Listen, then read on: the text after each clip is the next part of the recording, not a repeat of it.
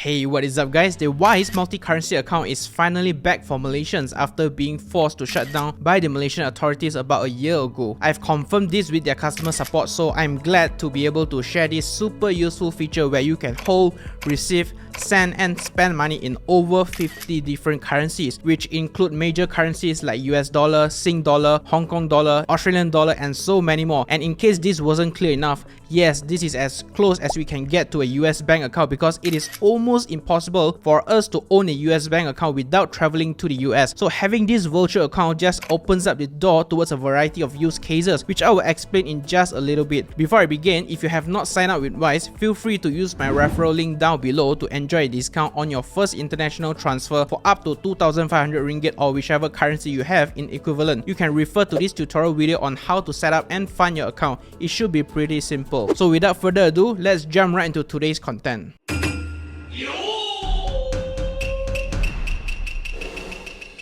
To kick off this video, I will first touch on its pros and cons because obviously nothing is perfect in this world. In terms of pros, you can receive or send up to 50 different currencies as a Malaysian to your foreign bank accounts, brokerage accounts and etc. And those transactions will be done at a super low fee, which usually comes in the form of a tiny fixed fee plus 0.5%. And traditionally, sending money using foreign telegraphic transfer from your Malaysian banks typically charge around 3 to 4%, just so you know. Thirdly, I really love their transparent fee structure, which shows you exactly what you are paying for, which makes it stupid easy for you to compare the exchange rates in case you are skeptical with them. Just head over to their website and punch your numbers into their online calculators and see the result for yourself. Now, with the good stuff out of the way, we talk about the cons. Firstly, you won't earn interest on your cash balance. Some people might not like this, but I personally don't really care about it because I use Wise mainly as a medium of transfer between my local and foreign bank accounts.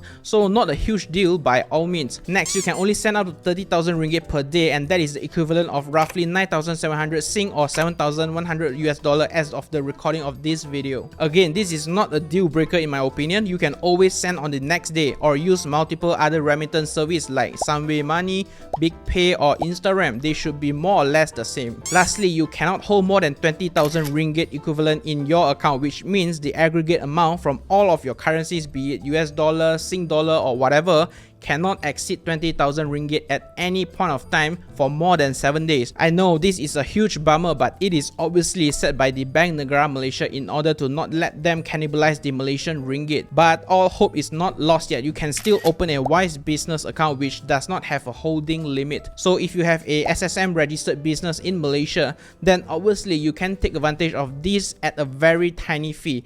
I will talk more about it in the later section.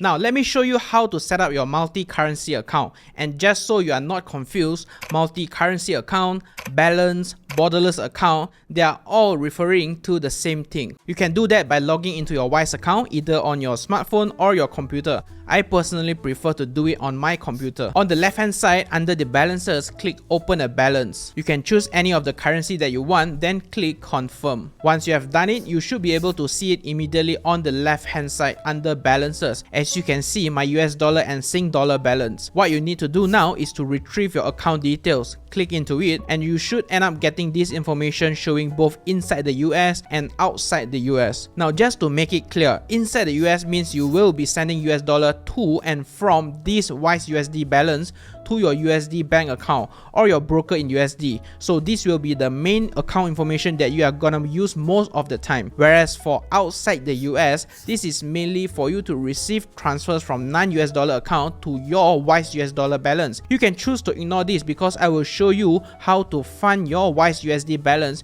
with Ringgit Malaysia in just a bit. So for the most part, we will just focus on the inside the US. This account information is crucial if you want to use it to fund, say, your brokerage account, which are usually in US dollar. And that should be it. Your US dollar balance is now successfully set up. You can now withdraw and receive US dollar from any US bank account. But if you want to send US dollar from this balance, then we'll move on to the next section, which is to fund your USD balance.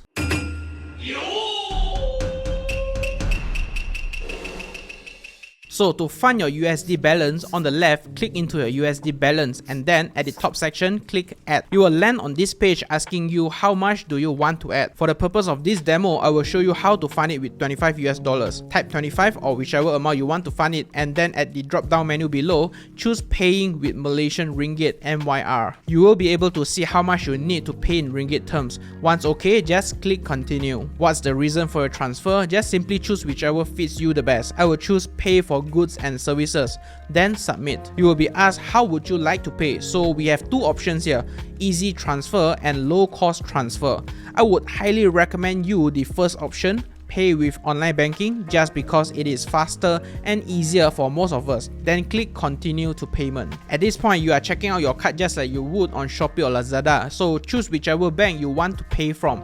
In my case, I will pay it from my CIMB Clicks Malaysia account. You will arrive this page, just click continue to pay, and then you will be redirected to your bank portal. Log in and approve your transaction with your OTP or whatever. Click submit and you will land on this page which shows you that you have successfully funded your US dollar balance. To double check it, just head back to your Wise homepage, click into your US dollar balance, and you should be able to see the amount reflected right away at the top of your account. And that is all you have to do. Your US dollar balance is now funded. You can now use this money to perform bank wire, ACH transfer, or whatever you want to do with it.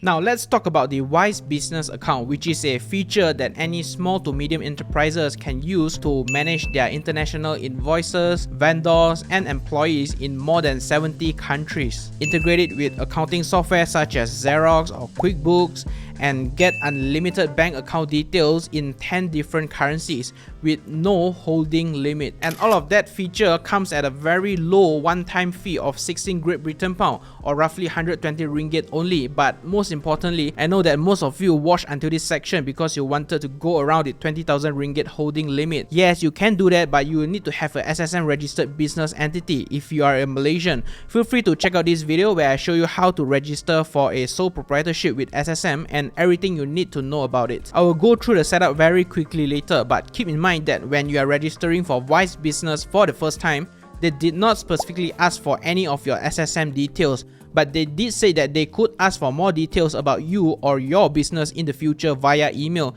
So for what it's worth, I hope you take note of that. So if you happen to have a business with you, click into your name, then choose open a business account. I believe they will need to verify your account first, so fill in your business details accordingly. For category, since my business involves making videos on YouTube, I just choose entertainment, arts, or photography. Subcategory, mine would be audio and video. It's not the best description for what I'm doing, but that's the closest I can get from their list. Do you have a website or social media profile? That would be a yes for me. My website or social media link would be my YouTube channel. Size of your business, since I don't have any employee and I am the sole owner and employee, that would be 1 for me. How much US dollar do you expect to send each month? I choose the smallest option, which is less than 10,000 US dollars, then click continue. What's the purpose of using Wise? I just choose receiving money for services / products. Beneficial owners, that will be the info of the owner of your business. For mine, since it's a sole prop, I will be the only beneficial owner, so fill it in accordingly, then click continue. You will receive this message stating that they are verifying the information. I got mine verified within the same day. Hopefully the same goes to yours. If not, just give it a little bit of time. So once your account is verified, it is pretty much the same as how you would use the individual account. I have not funded my business account yet, but I might just do that before the end of the year, thanks to the removal of the foreign source income tax exemption in Malaysia.